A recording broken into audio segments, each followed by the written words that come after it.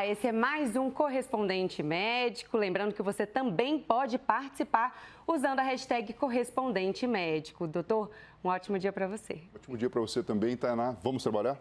Vamos, com certeza.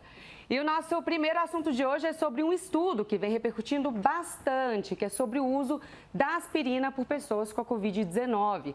Pesquisadores dos Estados Unidos identificaram que doses baixas desse medicamento podem ajudar a proteger os pulmões, reduzindo a necessidade de colocar os pacientes em ventiladores. O estudo analisou pouco mais de 400 pacientes internados entre março e junho do ano passado e desse total, 24% receberam o medicamento. E os resultados apresentados foram esses: redução na ventilação mecânica, internação em UTI e na mortalidade hospitalar. Resultados positivos, né, doutor? Doutor, explica pra gente como que essas doses de aspirina agem no organismo, principalmente dos pacientes, né, que estão com o novo coronavírus. A gente sabe que é o seguinte, né? A aspirina é um medicamento conhecido há muito tempo, o ácido acetilsalicílico, e ele tem algumas propriedades. Ele acaba sendo um anti-inflamatório e também tem um papel importante na coagulação do sangue, diminuindo a adesão entre as plaquetas. Tanto é que o medicamento é utilizado para se evitar infarto agudo do miocárdio, acidente vascular encefálico.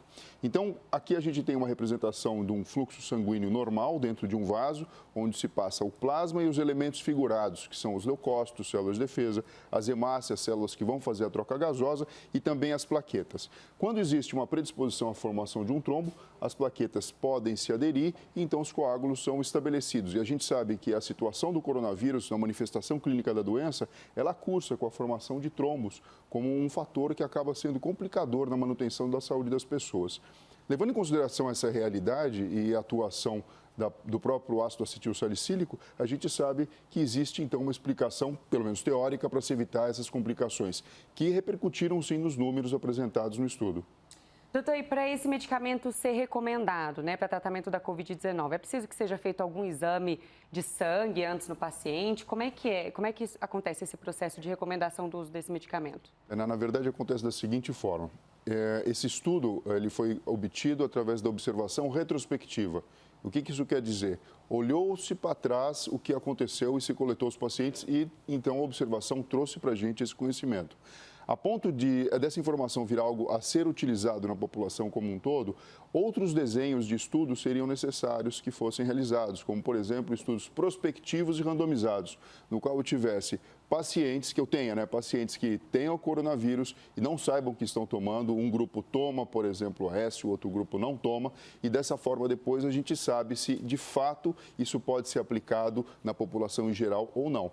Mas existe um indício importante, né, e bastante interessante, mostrando que um medicamento simples, que já tem a sua atuação conhecida para essa doença específica, ela tem um racional para melhorar tanto taxa de mortalidade como também de internação em UTI. Maravilha, doutor. E assim, o que a gente sabe mais sobre os resultados desse estudo? Tem mais algum indício? E como que ele pode ajudar no tratamento da doença especificamente? A gente consegue dar mais algum detalhe? Sim, o que a gente pode dizer é o seguinte, Tainá, existem diversos medicamentos que vêm sendo testados, existem evidências científicas que fazem bem quando aplicados em determinado momento da manifestação clínica da doença, outros já foram testados tentando se evitar a infecção, mas o que a gente sabe é que, entendendo que o processo fisiopatológico da doença, ele é composto por uma fase de infecção viral e depois uma fase inflamatória com um importante comprometimento pulmonar, a gente pode imaginar que sim, essa medicação vai fazer parte de um arsenal na qual a própria pessoa, junto com o seu médico, possa vir a determinar se vai utilizar ou não aquele medicamento e em que fase da doença ou da prevenção pode ser então aplicado. Doutor, agora a gente vai para o nosso próximo tema, mas ainda falando de medicamentos contra a doença, né, contra o novo coronavírus. Israel e a Nova Zelândia aprovaram de forma temporária a venda de um spray nasal que pode ajudar na prevenção do novo coronavírus. O medicamento está sendo produzido em Israel e deve começar a ser vendido no país a partir de junho. Importante lembrar que esse não é o mesmo spray que o governo brasileiro anunciou interesse nos últimos dias. Doutor, explica pra gente do que é feito e como funciona esse spray. Bom, quando a gente fala em spray nasal, a gente está falando a forma de se administrar a droga, né? Por isso que a gente vai precisar diferenciar entre o spray que já está sendo negociado e esse outro que a gente está aprendendo aqui e apresentando aqui agora. Esse spray, ele tem como base a administração do óxido nítrico, que acaba sendo um vasodilatador pulmonar, mas que em doses mais elevadas ele tem um efeito antiviral. Então ele funcionaria, vamos pensar, fazendo uma analogia, da mesma forma que eu consigo remover o coronavírus com a utilização do álcool na superfície das mãos, ele teria um poder de remover o coronavírus das vias aéreas superiores e dessa forma evitando então a contaminação das vias aéreas inferiores da entrada do coronavírus dentro da corrente sanguínea. Evita agravar para uma pneumonia, por exemplo. Exato. Então a gente percebe o seguinte, há pouco falamos do AS, agora a gente está falando de uma outra substância que pode ser utilizada para se diminuir, por exemplo, carga viral e com isso proteger as pessoas. É lógico que a gente sabe, né? Não existe ainda um remédio único, mágico, que tivesse efeito a todo momento, a todo instante. Mas a gente percebe que existe uma miríade de possibilidades e aqui a gente está apresentando mais uma delas, com uma via de administração através da própria forma que o contágio é feito pelo coronavírus, que a gente sabe que são pelas vias aéreas superiores, combatendo então o efeito do vírus. Maravilha, doutor. E o que a gente já sabe sobre os resultados que ele apresenta nos pacientes? Conta um pouco para a gente. Então, o que acontece é o seguinte, quando a gente tem esse contato com o coronavírus, o natural é que o vírus venha entrar dentro das células e então, utilizando toda a maquinaria celular, ele se replica. E ele começa, na verdade, a aumentar de quantidade dentro do próprio corpo da pessoa e, paralelo a isso, começa, então, o processo inflamatório. O que a gente sabe é que a aplicação desse spray pode reduzir e exterminar o vírus em excesso que existe dentro das vias aéreas superiores e inferiores. É lógico que mais estudos precisam ser feitos para a gente conseguir entender em que situação eu devo aplicar, como eu devo administrar isso a todo momento, se é quando eu tenho contato com uma região diferente, quando eu saio de casa, quando eu estou transitando numa região de maior risco, como, por exemplo, médicos que trabalham em terapia intensiva ou hospitais onde existam diversos pacientes com o coronavírus. Doutor, e a gente tem uma pergunta aqui da nossa hashtag correspondente médico, da Bia. Ainda falando de medicamentos, ela está perguntando sobre o uso da aspirina. Ela diz assim, que muitas pessoas usam a aspirina como preventivo de AVC e outras usam de forma contínua após o AVC. Ela pergunta se é recomendável, no caso da Covid-19, se é recomendável usar a aspirina nesse caso. Bom, essa pergunta é perfeita, né? Existem alguns medicamentos que são indicados da utilização de longo prazo para que nós tenhamos, então, a redução de risco. Como, por exemplo, o paciente que já teve um infarto agudo do coração, do miocárdio, muitas vezes ele vai ser convidado, vai ser prescrito a utilizar a longo prazo para que as plaquetas tenham menor adesividade e o risco do infarto seja menor. A mesma coisa um paciente com um acidente vascular cerebral. Agora, para a gente falar isso do ponto de vista populacional, é aquilo que a gente acabou conversando, né? Tudo depende do desenho do estudo e da informação que a gente obtém. Esse foi um estudo retrospectivo que trouxe para a gente uma luz, uma informação bastante importante que só surge quando a gente, então, consegue observar o que acontece a longo prazo. É lógico que até a utilização da inteligência artificial para se avaliar dados, e aqui a gente está falando de uma larga escala de pessoas, certamente vai turbinar esse nosso conhecimento.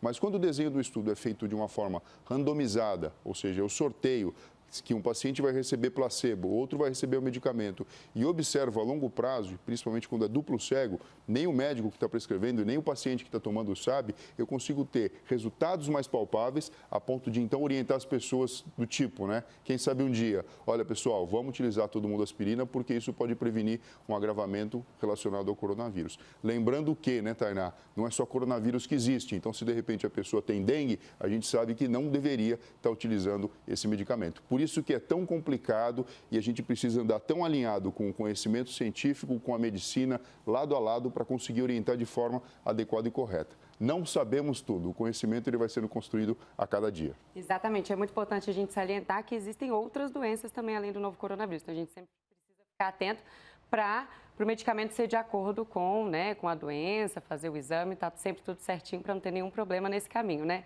Doutor, vamos agora para o próximo tema de destaque no nosso site, inclusive. O triatleta Fábio Torrecilhas morreu no último fim de semana depois de um agravamento da Covid-19, infelizmente. O atleta tinha 40 anos e vivia em Maringá, no Paraná. Ele participava de grandes competições, inclusive internacionais de triatlon. Fábio estava internado desde o começo de março e chegou a ser entubado para tratar a doença. Doutor, alguns fatores chamam a atenção nesse caso, né? A idade e a carreira do atleta. Novamente, pessoas que estão fora dos conhecidos grupos de risco também podem ser alvo da doença. Inclusive, a gente tem acompanhado que recentemente pessoas mais jovens estão tendo casos mais graves e estão ficando internadas por mais tempo, não é isso?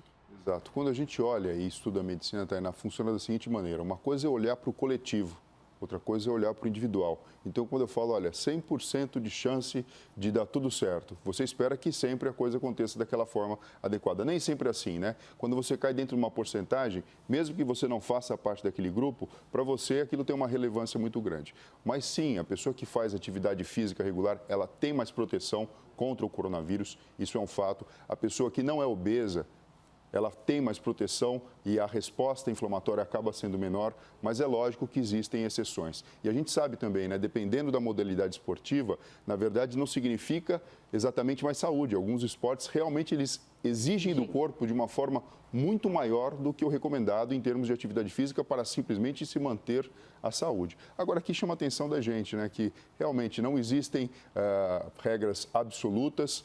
A gente lamenta a morte do atleta. Com certeza. Né? Obviamente, pelo fato de praticar atividade física, ele está puxando o corpo dele para o melhor possível para o corpo dele, mas outras informações e características genéticas, provavelmente, do corpo físico dele relacionada ao sistema imunológico, infelizmente falou mais alto, ou a própria virulência relacionada ao coronavírus bateu no corpo dele de uma forma que, infelizmente, ele não pôde superar.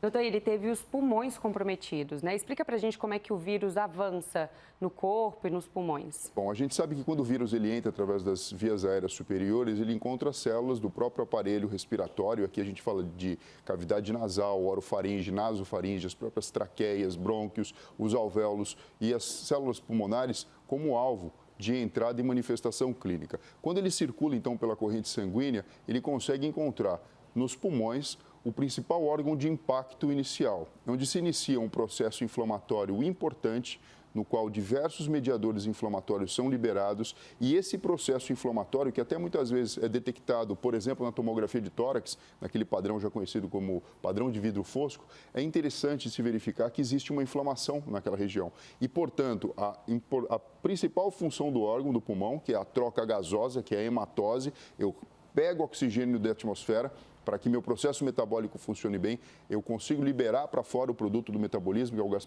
carbônico, fica comprometido. E tendo isso comprometido, a gente tem a hipóxia, que é o baixo nível de oxigênio acometendo a pessoa. E a gente sabe que sem oxigênio, sem glicose, sem a própria corrente sanguínea funcionando bem, todos os órgãos acabam sofrendo. Então, não é incomum simplesmente o indivíduo precisar de um suporte de terapia intensiva e uma intubação orotraqueal para ventilar de uma forma mecânica e oferecer mais oxigênio. Muitas pessoas acabam evoluindo com falência dos rins, precisando realizar hemodiálise e diversos outros cuidados especiais, porque o pulmão, sim, é o ponto de impacto inicial, mas todo o corpo fica comprometido. É uma doença sistêmica, lembrando que o processo inflamatório acaba sendo o maior desafio de controle no coronavírus. Doutor, a gente tem várias perguntas chegando aqui pela hashtag correspondente médico aqui no Twitter. Eu vou destacar aqui a do Paulo. Ele acabou de perguntar para a gente o seguinte: se há alguma estatística sobre letalidade entre os atletas? Ele comenta que muitos já morreram. A gente tem mais alguma informação sobre a letalidade entre os atletas? Na verdade, a gente precisa verificar as tábuas e principalmente, né, aí fica uma dica, uma pergunta, uma questão bastante interessante, de verificar junto com todas as federações do mundo todo se existiu algum ponto de impacto diferente entre todos. É lógico que o conhecimento está sendo estabelecido e certamente seria muito interessante a gente ter esse número de uma forma arriscada, até para poder, na verdade, orientar o nosso comportamento em relação a isso. Então, assim, eu não tenho conhecimento de um número absoluto em relação aos atletas. O que nós sabemos é que a atividade física regular realmente ela protege o ser humano de ter o seu sistema imunológico abalado de uma maneira mais fácil, por isso que é recomendável que todos façam atividade física, mas números concretos relacionados a modalidades esportivas a gente não tem ainda. Maravilha, doutor. Vamos falar de esperança agora? A vacinação começa já a mostrar efeitos claros lá no Reino Unido e com mais da metade da população vacinada, o número de mortes pela doença vem caindo de forma acentuada no país. Apesar disso, o número de novos casos não caiu, segue entre 5 e 6 mil por mês. Doutor, explica pra gente, os casos seguem altos, mas as mortes caíram muito. Dá para relacionar isso com a vacinação em massa? Sim, dá para correlacionar isso com a vacinação em massa. A gente sabe que o sistema imunológico da população como um todo, sendo estimulada a produzir anticorpos e defesa celular como um todo, acaba interferindo na manifestação clínica da doença. É lógico que o nosso desejo é que a pessoa vacinada nunca tivesse a manifestação do vírus, mas a pessoa que já recebeu a vacina, que ela já passou por esse processo, ela pode ser contemplada, sim, com a manifestação clínica da doença de uma forma menos grave. Então, quando a gente avalia esses dados, a gente nota que, sim, estamos ainda diante de uma pandemia, o processo de vacinação é um ponto, talvez o mais importante que a gente deva perseguir. Aí estão os números mostrando, porque principalmente o impacto na mortalidade acontece. E a gente pode imaginar o seguinte, né? Se a mortalidade reduz, a gente transforma a doença em algo mais fácil de lidar e de controlar. E principalmente aquela situação que nos preocupa tanto, que é o absurdo a utilização dos leitos de UTI, acaba reduzindo e favorecendo que todas as pessoas possam ser tratadas e tenham mais chances de sobreviver ao coronavírus. Muito bem explicadinho. Doutor Fernando Gomes, muito obrigada pela sua participação aqui no Correspondente Médico. Muito obrigado e, pessoal, até breve. Esse foi mais um Correspondente Médico.